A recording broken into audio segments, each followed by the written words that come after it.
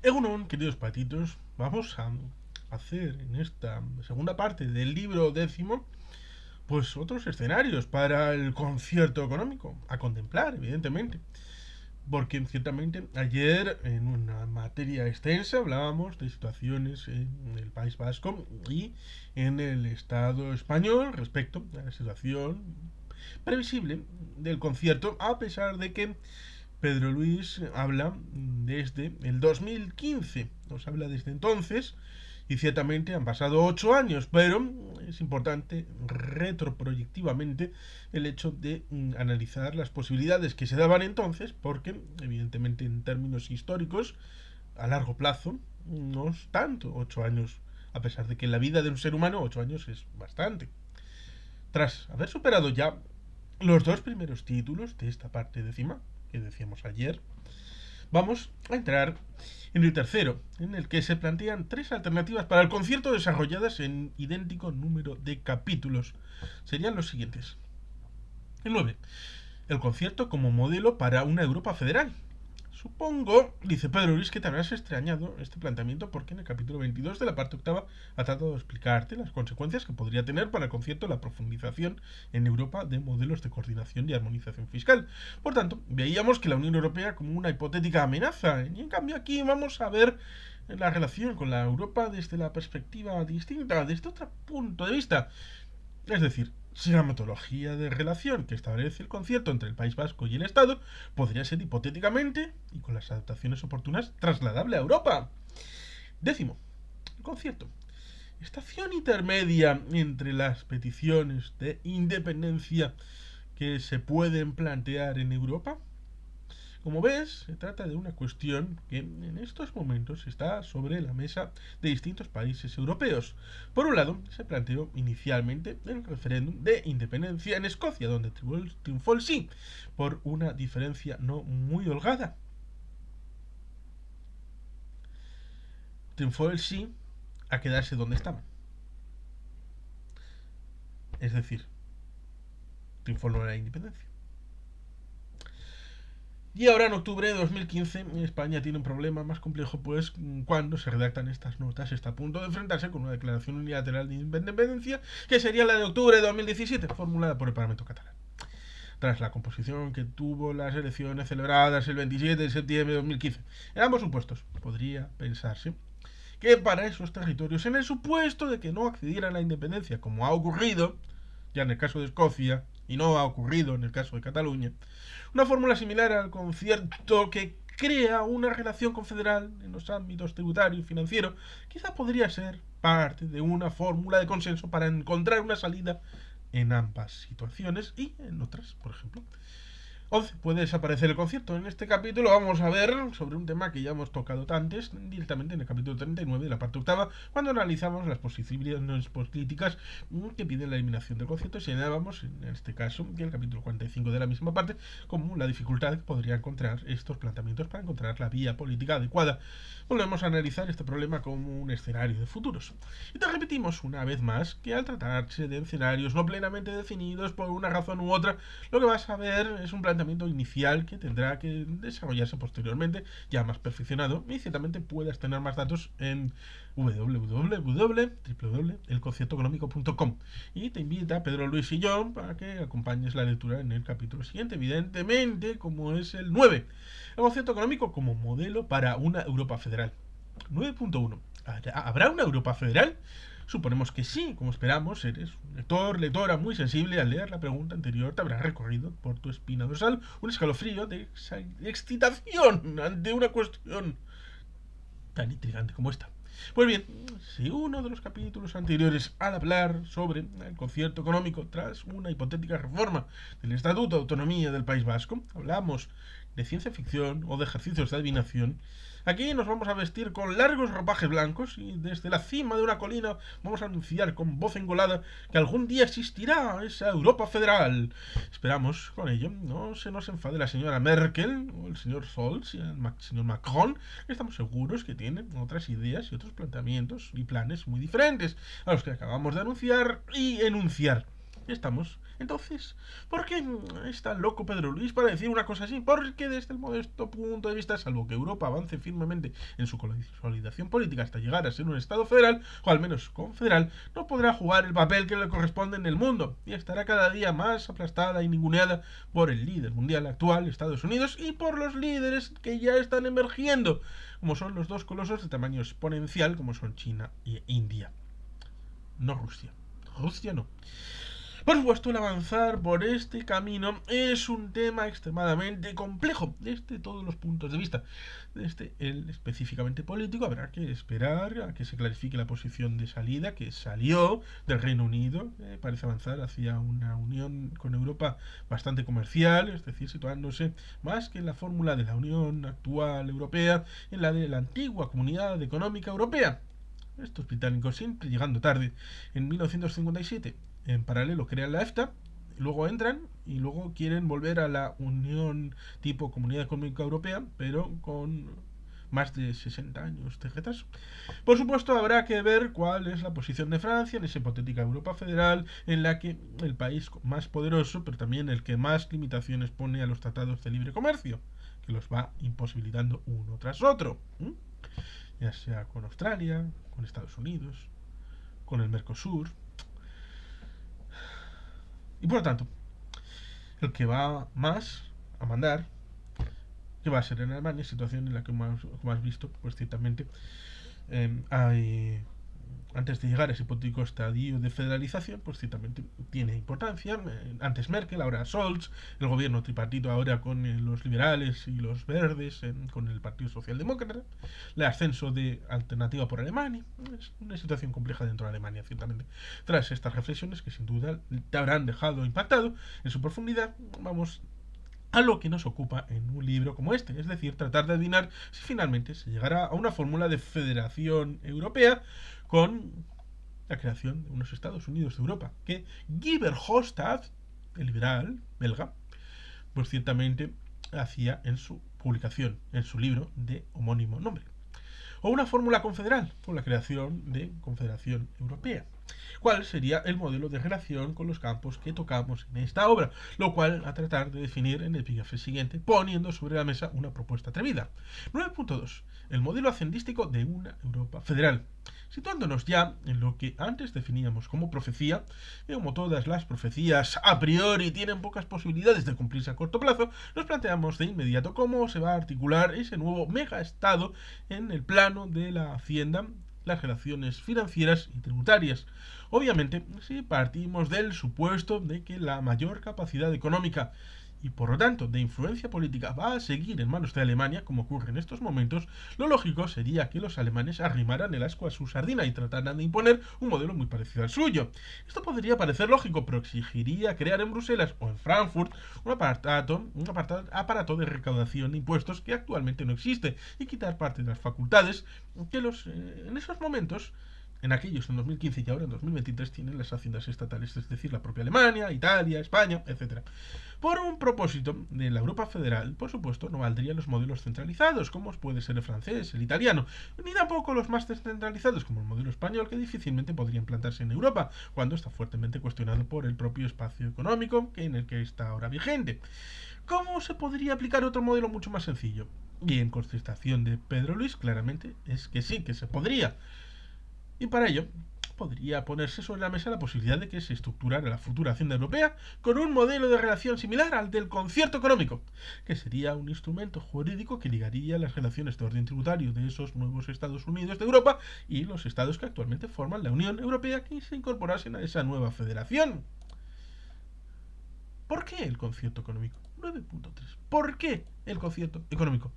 Me alegro de que te hayas hecho esa pregunta tú mismo, en lugar de haberte echado las manos a la cabeza y haberte pasado al próximo capítulo, haber cerrado sin más el libro.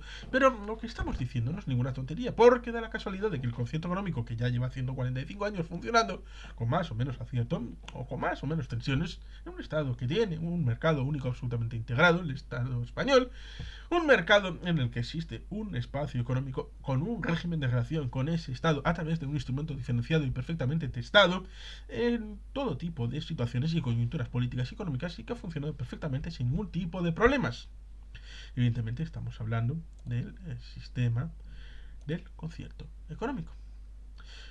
Por supuesto, se podría pensar con absoluta naturalidad y sin ningún tipo de ensoñación vasquista ni bilbanismo, que soy de Bilbao, que el concierto económico podría funcionar perfectamente en un espacio más amplio como sería el de los Estados Unidos de Europa. En definitiva, cuando se creara esa federación, nos estaríamos colocando en la misma situación en la que se creó en España cuando se concedió el concierto económico en 1878. Pero lo estaríamos haciendo con un conocimiento mucho más profundo de lo que representa tras 145 años de experiencia que tiene el mismo, por no citar los 173 más 8, es decir, 181 del Convenio Navarro. Pero con un modelo que se está aplicando ya en un espacio económico muy desarrollado y con unos principios muy elaborados, que podrían ser perfectamente aplicables a un espacio superior. Si damos un paso más, podremos admitir con naturalidad, y no es tonta vanidad, que de la misma forma que en el año 1980 tuvimos que negociar la representación del Estado y la Comunidad Autónoma del País Vasco, el establecimiento de un nuevo concierto económico para Vizcaya y Guipúzcoa, tras haber sido desaparecido de escena 43 años antes, con un nefasto asunto de guerra que no queremos recordar en este momento, los negociadores de los distintos países europeos estarían en una situación similar. Además de que el concierto europeo ha funcionado perfectamente en lo político, a veces. Pero el concierto económico ha funcionado perfectamente en un mercado desarrollado. Sin crear ningún tipo de distorsiones, cuenta con un mecanismo de referencia, relación financiera, la metodología del cupo, que puede ser perfectamente válido para garantizar el funcionamiento de unos futuros Estados Unidos de Europa, como lo está haciendo en el Estado español. Para ello, habría que establecer el principio fundamental de que los Estados federados tendrían que aportar un determinado porcentaje como contribución al sostenimiento de las cargas federales de la Federación Europea. 9.4. ¿Cómo funcionaría este concierto económico europeo? Siguiendo con la línea de reflexión planteada, este concierto económico europeo, en adelante CEE, se podría apoyar en las siguientes ideas. Primero, los Estados Unidos de Europa tendrían su propia hacienda europea.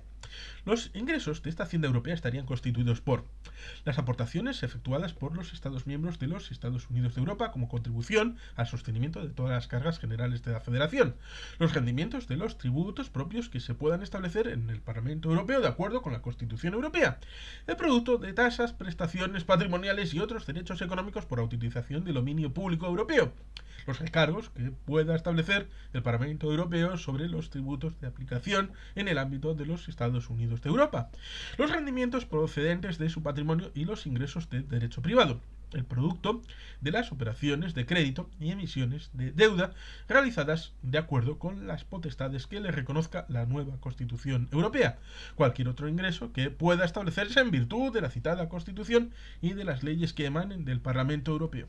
Segundo, la nueva Constitución establecería con absoluta claridad cuáles son las competencias exclusivas de los Estados Unidos de Europa y de sus Estados miembros. Tercero, cada uno de los Estados miembros tendría su propia hacienda.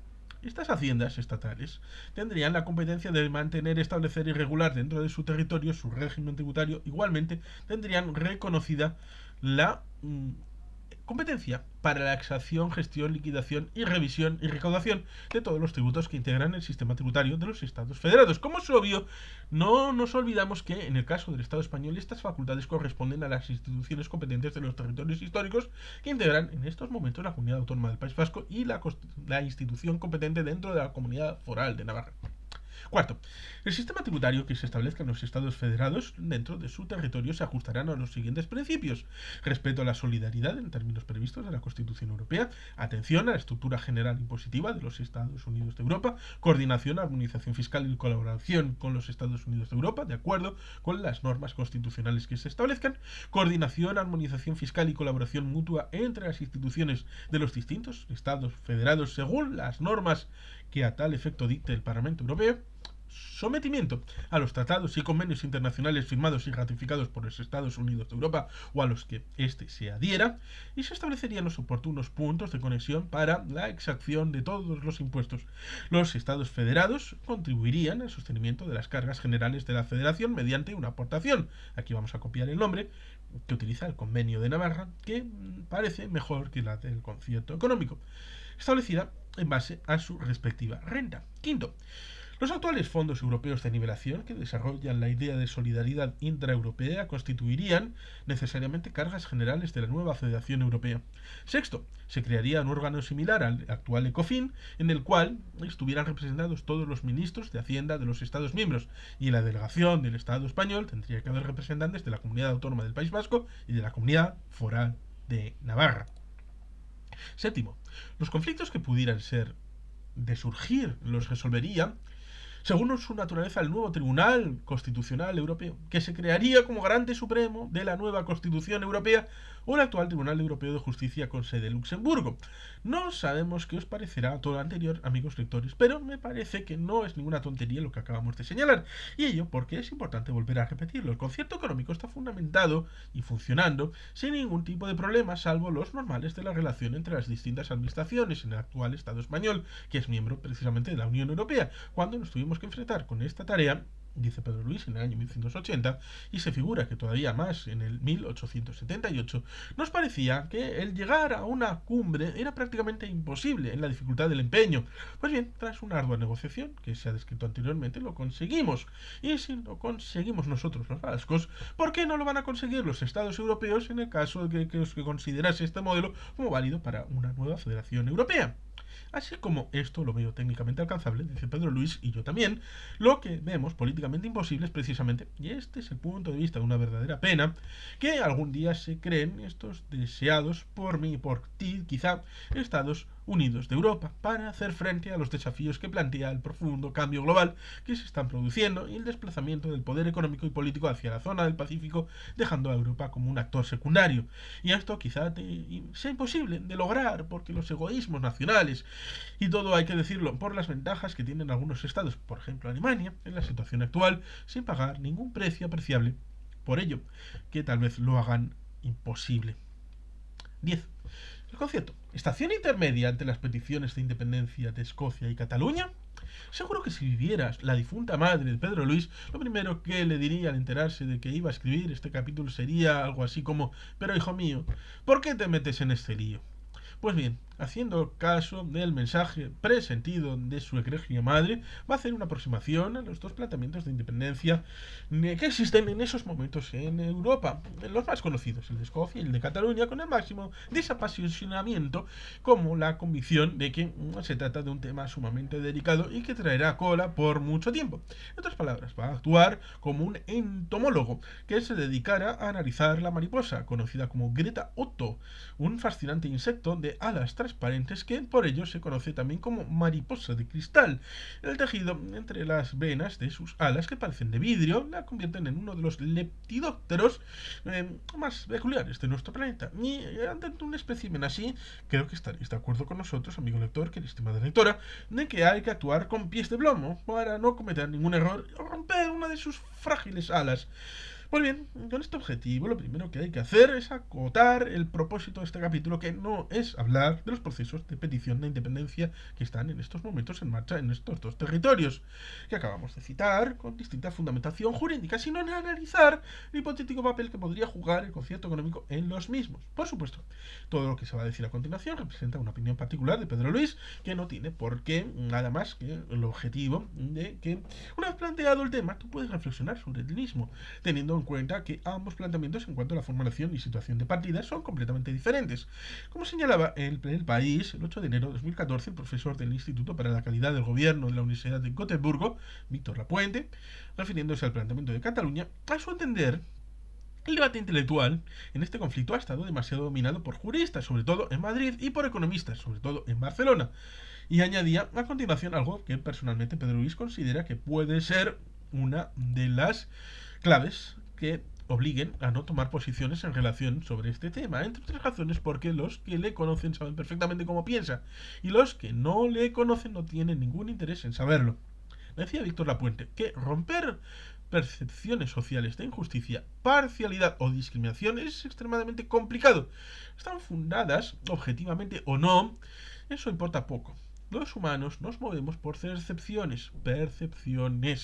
Los políticos no pueden de forma sencilla manipular estas percepciones, no son de hecho sus acciones las que nos han llevado aquí. Los políticos llevan de hecho tantas décadas inyectando medicamentos de todo tipo al paciente que se han olvidado de diagnosticar la causa de su malestar. Y señalaba este experto en la Universidad de Gotemburgo que cambiar la percepción de que tu colectivo, territorio en este caso, es injustamente tratado, requiere grandes dosis de imaginación y propuestas atrevidas. Pues bien, vamos a hacer alguna. Como no salida a la situación que se ha creado, pues obviamente no tiene conocimiento ni quién para plantear una solución así, sino como un posible escenario que se podría dibujar en el futuro. 10.1. Aproximación de Escocia a su independencia. En octubre de 2002, el primer ministro británico y el primer ministro de Escocia llegaron a un acuerdo para convocar un referéndum de independencia que en 2012, no 2002, 2012.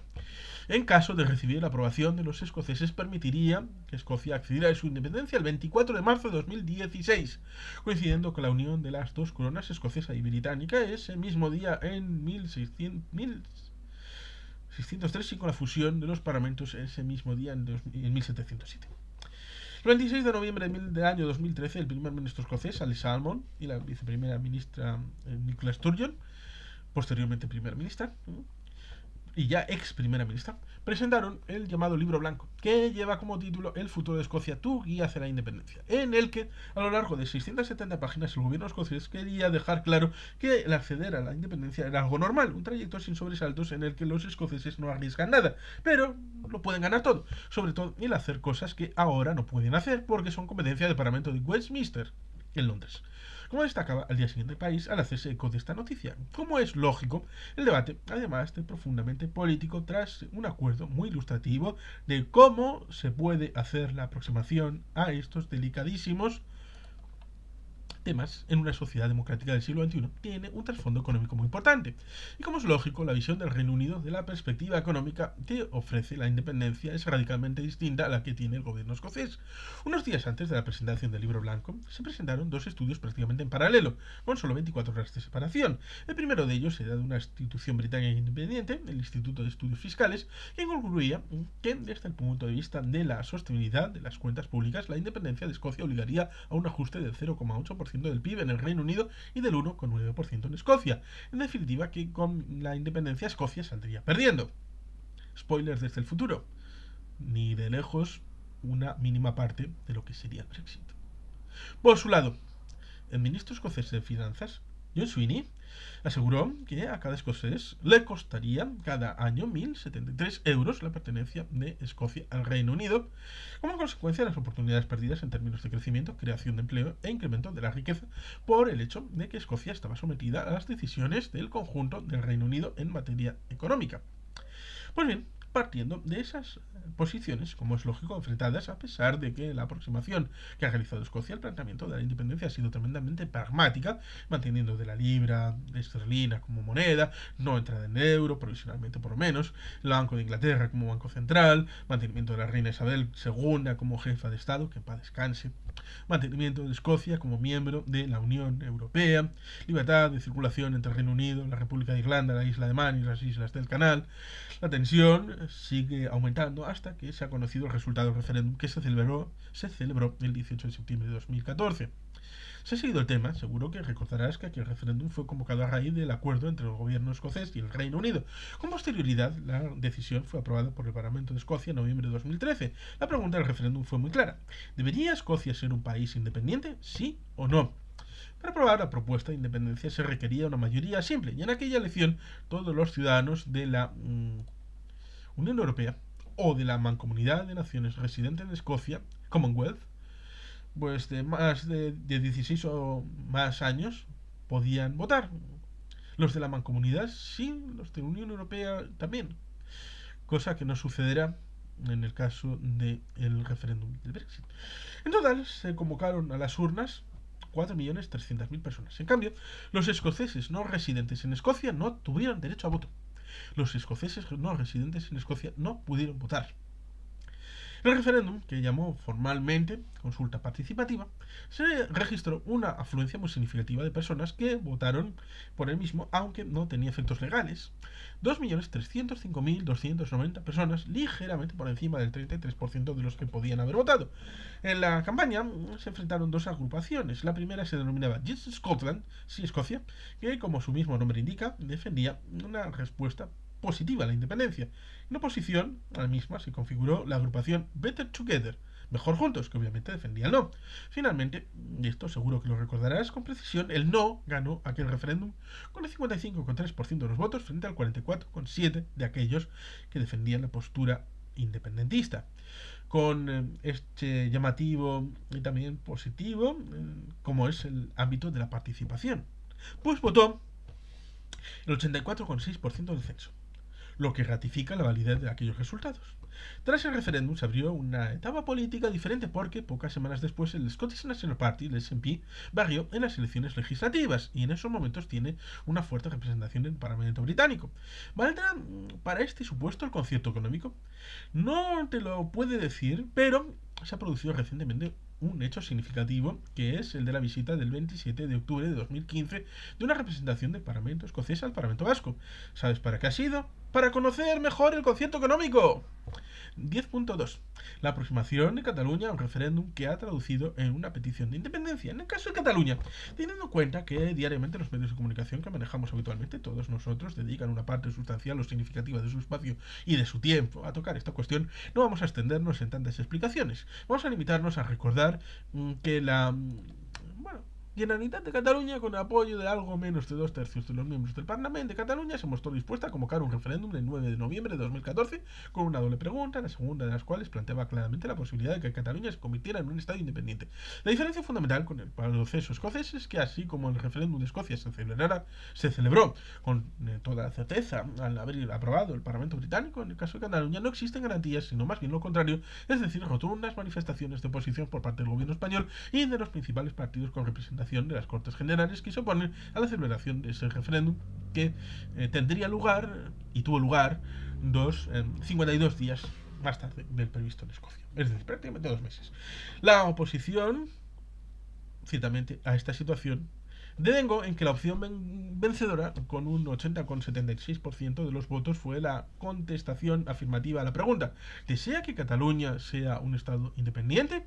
Además de un 10,07% contestando afirmativamente a la pregunta de si prefería que Cataluña fuese un Estado, pero manifestando que no deseaba que fuera independiente. Ciertamente aquí es importante 1. El número de votantes. Opción vencedora es 80,76%. ¿Cuántos votantes se derivan? Y ese 10,07%, ¿cuántos votantes se derivan? Y en ambos casos, en función del censo electoral, ¿qué porcentaje total se refiere? Porque hay una cosa que es fundamental decir: en ningún caso el independentismo en Cataluña, en ningún caso, ha superado el 50% del censo, ni siquiera en base a lo exigible en el referéndum de Montenegro. Seguimos. Fin de la cita.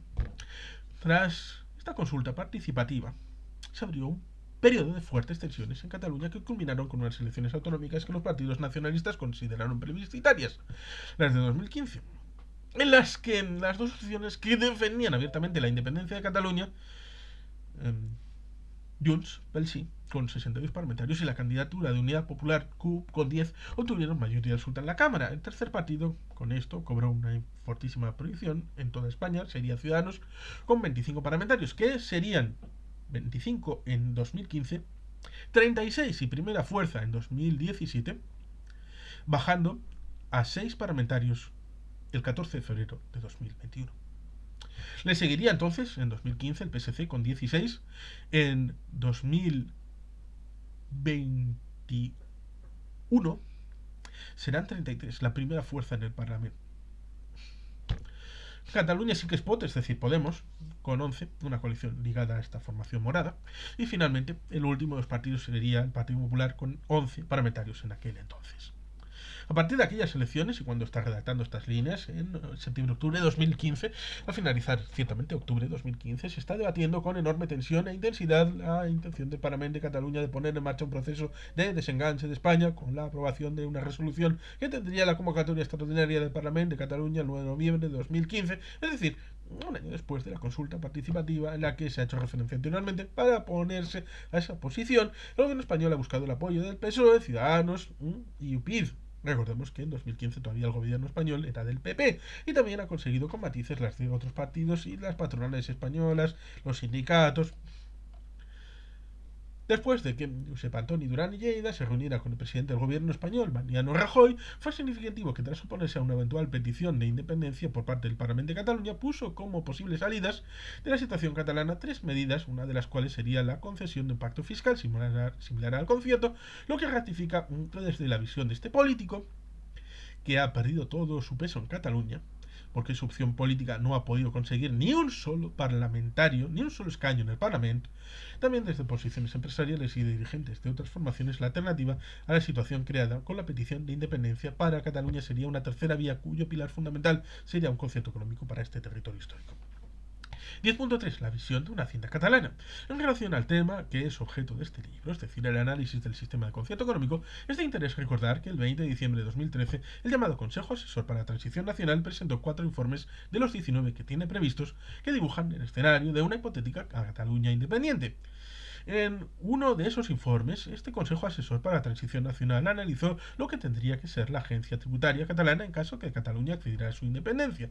Según informaba el país, se prevé que una Cataluña independiente podría recaudar entre 40.000 y 100.000 millones de euros anuales, un rango demasiado amplio. Tan amplia horquilla se fundamenta en la cifra que recauda hoy la Hacienda Española en Cataluña, 40.000 millones de euros, en la recaudación que resultaría de ponderar el PIB catalán y la presión fiscal en España, 70.000 millones de euros, la recaudación que resultaría de la media de la presión fiscal en la Unión Europea, 80.000 millones de euros, y la aplicación al PIB catalán de la presión fiscal en los países nórdicos, de la cual resultaría la recaudación de 100.000 millones de euros.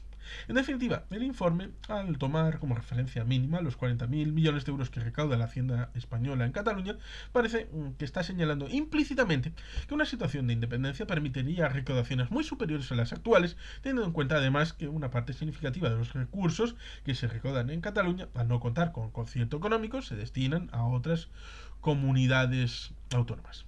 De lo cual implícitamente se deduce que la independencia desde un punto de vista económico sería positiva para Cataluña. De hecho, el presidente de Cataluña entonces, Artur Mas i Gavarró, ha señalado en alguna ocasión que esta ventaja económica representaría alrededor de 10.000 millones de euros.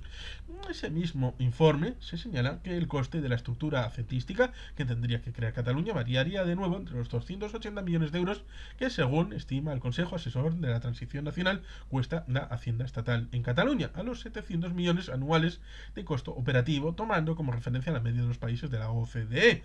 Este interesante informe termina señalando que el éxito de la agencia tributaria catalana dependerá de la cooperación del gobierno español en caso de independencia. Sin colaboración española, el funcionamiento de la recaudación catalana dependerá de la buena voluntad de ciudadanos y empresas. 10.4. ¿Qué ocurriría si ni Escocia ni Cataluña pudieran acceder a su independencia?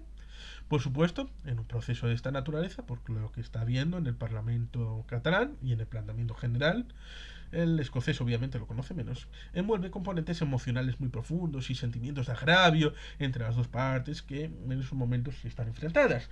Quedará un pozo enorme de insatisfacción que entiende que se querrá resolver. Una de las alternativas para ello, que ya se trató de explotar el Partido Popular en Cataluña, Alicia Sánchez Camacho, con una propuesta de pacto fiscal, sería la de que Cataluña tuviera un modelo de financiación más ajustado a sus necesidades y que permitiera corregir las disfunciones del que actualmente padece. Como hemos visto en la parte del título tercero de la parte séptima, esto requeriría una reforma constitucional, previamente la introducción de una disposición adicional quinta de la Constitución española que supusiera un reconocimiento de los derechos históricos que Cataluña, equivalente a la Comunidad Autónoma Vasca y Comunidad Foral de Navarra, es decir, la disposición adicional primera, y la articulación de algún mecanismo de acuerdo que previsiblemente también se llamaría pacto fiscal, por no quererse hablar de concierto o de convenio económico, que son denominaciones privativas de los dos territorios forales antes citados. Por esta razón, el concierto económico, denomínese como se denomine, podría ser una estación intermedia entre ese deseo mayoritario de la clase política catalana, con un fuerte apoyo ciudadano, y la negativa situación financiera actual en la que se encuentra Cataluña tras la crisis y con el modelo vigente de financiación de las comunidades autónomas del régimen común. 11. ¿Podría desaparecer el concierto económico? 11.1. Las posibles causas de desaparición del concierto económico. La verdad es que las posibilidades de que el concierto desaparezca, al menos en el horizonte de una generación, lo vemos altísimamente improbable, como hemos anticipado en la parte octava. Para que tú puedas valorar directamente el escenario, vamos a apuntar las causas de una hipotética desaparición. Tendría que venir de los siguientes frentes. Primero, por un golpe de Estado que instaurase una dictadura militar o un gobierno civil de tendencias extremadamente centralistas. En definitiva, se trata de repetir una hipótesis parecida a la de junio del año 1937, cuando el general Franco, ni corto ni perezoso, se permitió eliminar los conciertos económicos de Vizcaya y Guipúzcoa por considerar que eran provincias traidoras y que no podían, por lo tanto, disfrutar de tan notorio privilegio, mientras decía mantener el notorio privilegio para los territorios de Araba y de Navarra. Recordemos la negociación de 1925 con Calvo Sotelo, el mártir de la revolución, que decía que no había privilegios en el concierto económico. La probabilidad de un escenario de esta naturaleza, teniendo en cuenta que el Estado español forma parte de la Unión Europea y que se haya integrado en la OTAN, con el cambio que ha supuesto todo ello en el cambio de mentalidad de los estamentos militares españoles tras la desaparición de la Generalidad precedente de la época del franquismo, es altamente improbable. Segundo, el concierto también podría desaparecer por un cambio constitucional votado en referéndum por el pueblo español que supusiera la desaparición de la disposición adicional primera y una nueva redacción del título octavo de la Constitución, por el cual desaparecen las comunidades autónomas, quedando sin efecto los distintos estatutos de autonomía y por lo tanto dibujándose un Estado centralizado, recentralizado. No sabemos lo que opinarás, distinguidos lectores, pero nos parece que esta hipótesis también resulta altamente improbable. Tercero, por un cambio constitucional que conduzca a un Estado federal simétrico, es decir, absolutamente igualitario, en el que no se admitan diferencias de regulación. Esta hipótesis, en cambio, puede tener alguna verosimilitud, al menos en el plano teórico, porque en definitiva lo están defendiendo en estos momentos UPyD y Ciudadanos, aunque su peso político sea mínimo ya en 2015 y en 2023, no digamos. En el momento en el que escribía esas líneas, en 2015, las encuestas le otorgaban un mayor peso en futuras elecciones, pero en cualquier caso, sin posibilidad alguna, ni siquiera remota, de formar gobierno y mucho menos con la mayoría necesaria para propiciar un cambio de la Constitución en la línea que propugna. Cuarto, en cambio, por los vaivenes que tiene la política, cabe pensar de algún momento el PSOE con un liderazgo y un programa renovados puede ser de nuevo llegar a alcanzar posiciones políticas que se logró en la época de su secretario general Felipe González. En ese caso, si atendemos a las resoluciones aprobadas el año anterior en Granada en 2013, parece que avanzaría hacia un Estado federal, pero en el que los regímenes forales quedarían reconocidos. Por lo tanto, en este escenario la probabilidad de que desaparecieran los conciertos económicos y por extensión también el convenio navarro creo que es bastante baja. Quinto, el concierto obviamente desaparecería si se iniciara un proceso similar al que en esos momentos estaba teniendo lugar en Cataluña, que condujera finalmente a una situación de independencia. Creo, he dicho en otro lugar, en la obra, todos los países independientes que cuentan con una hacienda propia tienen, como es lógico, las mismas facultades que el concierto reconoce a las instituciones competentes de los territorios históricos, es decir, la de mantener, establecer y regular el régimen tributario y con ello con mayor profundidad. Por lo tanto, cuando indicábamos en un capítulo anterior que las posiciones de H. Bildu, que tanto abogan por iniciar un proceso de conduzca a la independencia del País Vasco, significaban de facto una postura contraria al concierto económico, lo eran por elevación, porque su planteamiento político de triunfar alguna vez conduciría a una situación de independencia. Y hemos de decir, en este caso, como adenda, el hecho de que técnicamente supondría una ruptura la independencia respecto al hecho de la situación de no dependencia del Estado español y por tanto el cupo no supondría un pago al Estado español del que ya no sería parte, pero podría suponer un reformulamiento respecto a la propuesta, respecto a la primera parte de esta forma de conversación que estamos teniendo, respecto a que podría ser una forma, siempre que manteniendo la unidad en torno a la Unión Europea, de que fuera una independencia de respecto a España, pero manteniendo la membresía en la Unión Europea, redibujar el pago del cupo respecto a la membresía de la Unión Europea. Y por lo tanto, el ámbito estructural del concierto, incluso del cupo, podría tener vigencia en ese escenario, incluso en la independencia, pero trasladando España respecto a la Unión Europea. 11.2. Posibles causas de desdibujamiento del concierto económico. Este escenario tiene más posibilidades de producirse que el anterior, por tanto, es interesante perfilar algunas ideas en relación con el mismo para que tú, amigo lector, amiga lectora, las completes con las tuyas propias. En primer lugar, deberíamos definir qué significa desdibujamiento. Empleamos esta palabra para definir un escenario en el que determinadas cualidades básicas del concierto económico desaparecieran o quedaran tremendamente mermadas. En este sentido, preocupan fundamentalmente dos: la capacidad normativa en relación con determinados impuestos y la cuantía del cupo. Las vías que podría conducir a este desdibujamiento son, en opinión de Pedro Luis, básicamente tres. A. El desarrollo de un proceso intenso de armonización en España que, aun manteniendo formalmente la figura del concierto, significara que parte de las capacidades en los campos que hemos citado anteriormente quedaran indiferenciadas en relación con las actuales comunidades autónomas de régimen común. El concierto, por lo tanto, seguiría existiendo, lo mismo que el convenio navarro, pero las facultades normativas y la capacidad de gasto, tanto la comunidad autónoma del País Vasco como la comunidad foral de Navarra, serían idénticas a las de La Rioja, Cantabria, Aragón. B. El mismo inicio, mucho menos probable, de un intenso proceso de armonización fiscal en Europa. Calificamos este escenario de mucho menos probable porque todavía Europa tiene que recorrer un camino inmenso en su capacidad de armonización, que, en otras palabras, es equivalente al de su federalización, a lo cual, en estos momentos, por razones obvias, dada la posición de hegemonía que tiene el modelo actual, se está oponiendo Alemania. Además que técnicamente en estos momentos las únicas circunstancias que se está poniendo encima de la mesa respecto a la armonización fiscal es tener un mismo tipo de IVA, por ejemplo, a nivel europeo. Y eso evidentemente no cuestiona de ninguna manera ni el concierto ni el cupo. C.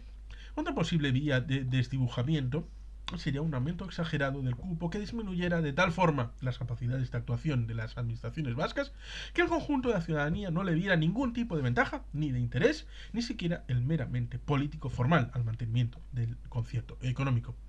11.3. Un escollo difícilmente salvable. Cualquiera de las causas que hemos enunciado para llegar a un posible desdibujamiento o incluso la desaparición del concierto económico tropezaría con un escollo prácticamente insalvable. Es el hecho de que el concierto económico es un sistema que, además de tener su origen hace más de un siglo, prácticamente el siglo y medio, y por ello está dotado de una valiosa legitimidad histórica, existe un reconocimiento general de que se trata de un pacto entre los territorios integrantes de la comunidad histórica del País Vasco, o Navarra en el caso del convenio, y el Estado. Este pacto, como todos ellos saben, es bilateral y por tanto para modificarlo se requiere la voluntad de las dos partes. No nos cabe en la cabeza que en cualquiera de los dos escenarios políticos que hemos comentado, salvo el de la independencia, el pueblo vasco optara por liquidar el régimen de concierto económico. Además, en el caso de la independencia, esa hipotética opción representaría la desaparición del concierto económico por acceder a capacidades más amplias que las que reconoce el mismo. O, como decía en el final de la parte anterior, una reconfiguración del concierto económico con respecto a Europa y un cupo respecto a Bruselas. Por tanto, para salvar este escollo, la única vía que vemos es la de un golpe de Estado o un cambio constitucional tan abrupto que supusiera un choque frontal y la ruptura de las reglas de juego con Euskadi. Y hoy por hoy creemos que una locura así es francamente imprevisible. Es decir, que no se puede prever.